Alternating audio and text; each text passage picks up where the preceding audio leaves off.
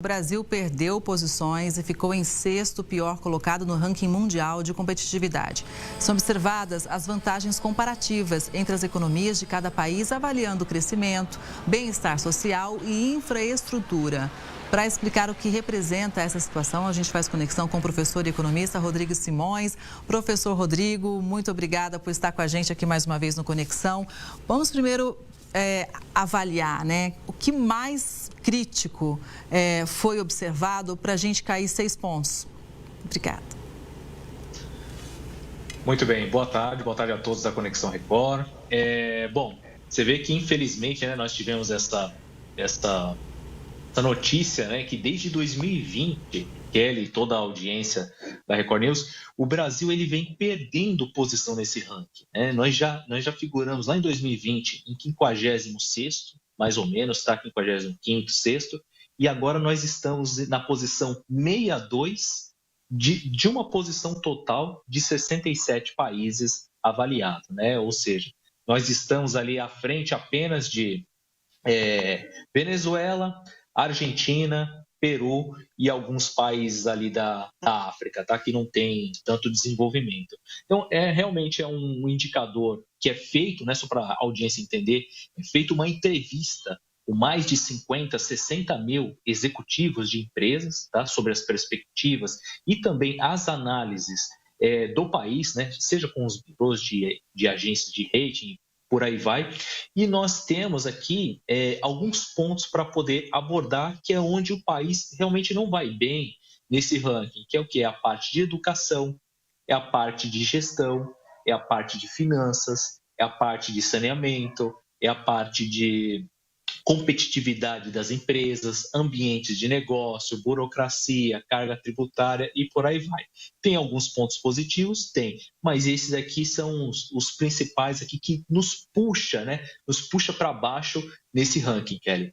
Pois é, agora há pouco a gente citava, né, professor, a questão da greve das universidades federais. Inclusive o entrevistado, o Vitor, que é um analista político, disse, olha, essa questão do ensino superior também se reflete no nosso nível de competitividade. Eu queria focar um pouquinho, dar uma dimensão para a gente da importância da educação dentro desse ranking, professor.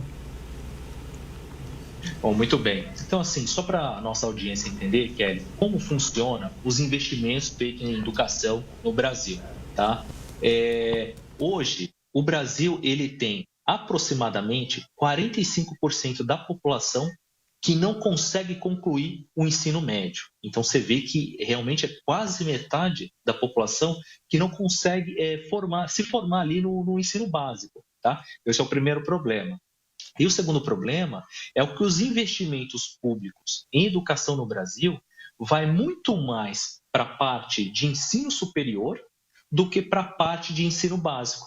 Ou seja, você tem uma discrepância, que isso prejudica até mesmo as próprias pessoas que estão querendo entrar no mercado de trabalho.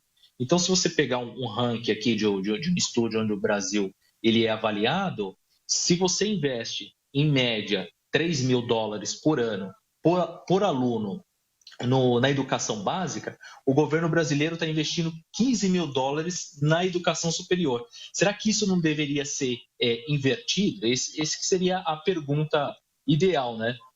Professor, até porque mais de 40% da população brasileira não tem ensino médio completo, né? Exato. E aí você não consegue levar competitividade para essas pessoas dentro do mercado de trabalho. Então, assim, como que essa pessoa vai desempenhar uma boa função? Então, ela já tem um déficit na qualidade, na formação do ensino médio, e aí quando ela vai para o ensino superior, ela chega muito defasada, isso lá na faculdade. Eu estou na faculdade e eu vejo isso, que muitas vezes as faculdades hoje estão começando a colocar disciplinas de português, de matemática básica, nos primeiros semestres, para ver se consegue equivaler, né, nivelar a qualidade dos alunos. E isso vai se refletir no desempenho das empresas, dos negócios e na competitividade como um todo. Então, a educação é primordial para que o governo consiga, para que o país, na verdade, né, consiga avançar e trazer uma melhor qualidade de vida para a população. Qual foi o nosso desempenho, já que o senhor citou matemática, eu que sou de humanas, tenho terror, né? Sinto um terror aí por essa ciência que é tão importante e fundamental. Qual foi o nosso desempenho nesse ranking em relação à matemática, professor? Olha só, matemática aqui, nos últimos, né? Nós estamos aqui em 70º lugar, tá? Posição 70 aí para a nossa audiência entender. Em leitura, em 50º, tá? Em ciências, em 65º, tá? Ou seja, você vê que é uma dificuldade que a nossa população tem com leitura, com a matemática básica, com os cálculos, tá? E com ciência. Então, isso ele vai refletir aonde? Vai refletir que nós produzimos uma massa de população, de pessoas prontas para o mercado de trabalho, mas para vagas muito mais operacionais, que não requerem muito conhecimento. E aí, quando você tem pessoas que conseguem estudar, que tiveram acesso, elas conseguem uma promoção, né, uma vaga de trabalho melhor, ou elas até mesmo saem do país. E aí a gente acaba tendo o que a gente chama de fuga de cérebros, ou seja, os mais inteligentes ou os mais capacitados que tiveram condições vão embora ou ocupam as melhores posições, e a grande maioria fica onde? Fica ali no setor operacional, na área operacional, que não demanda muito formação, né? Formação técnica. Então, isso é importante que o governo invista em escola técnica, em escola de formação ali de ensino médio, né? Formação também no ensino básico, que é o principal que a criança ali precisa ter. Uhum. E a parte de nível superior, o governo reduziu um pouco. Para quê? Para também deixar as universidades privadas tocarem essa parte. Porque não tem como você focar no ensino superior sendo que você não focou no ensino básico. A pessoa chega no ensino superior despreparada. Professor, agora vamos fazer o contraponto, né? Tem algum item que chamou a atenção positivamente em relação ao Brasil? Sim, nós temos aqui, que são bons, tá? Energia renovável, que é essa parte que o Brasil ele lidera, tá? Nós temos aqui muitos exemplos disso. Isso o Brasil foi muito bem no ranking.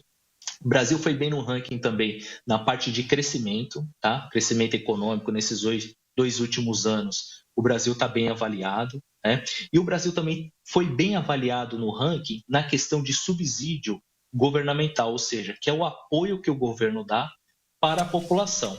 Essa parte de subsídio, isso a gente tem que olhar com calma. Por quê? Porque uma hora que o governo entra com subsídio, seja para as empresas, seja para alguns setores, o difícil é você tirar depois, tá? E aí você acaba não gerando competitividade, e se o governo entra financiando muito, as empresas também não conseguem competir. Agora, uma questão que eu deixo aqui, que o estudo avalia como positivo, que é a parte do crescimento do PIB, assim, eu até lembrei de uma fala, né, da economista Maria da Conceição Tavares, que ela comenta assim, né, que ninguém come PIB, né, a gente precisa de educação, alimento, saneamento. É bom crescer o PIB? Mas é bom quando você avalia aquele indicador de desenvolvimento, sabe, que é o conjunto completo.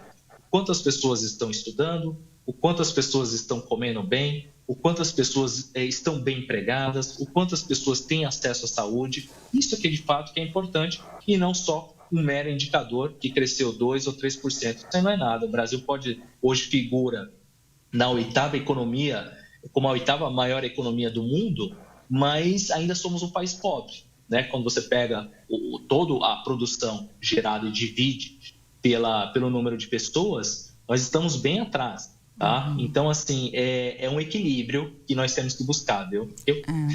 Falta de verdade uma política de desenvolvimento nacional e não um plano só de governo para sempre 4 anos. Não, falta um plano de desenvolvimento para o Brasil. Onde o Brasil quer chegar, sabe? É isso que tem que ficar claro, tanto para a população quanto para os governos, Kelly. E um planejamento que seja realmente cumprido, não importa o governo, né? Um planejamento de longo prazo que seja implementado realmente. E vale só destacar que a Maria da Conceição, que nos deixou no último dia 8, uma grande economista, dizia que não existe economia sem justiça social, né? Então é bom a gente lembrar, porque ela foi uma pessoa realmente muito marcante aqui no nosso país. Muito obrigada, viu, professor, pela análise, foi muito bom te ouvir. Boa tarde, até a próxima.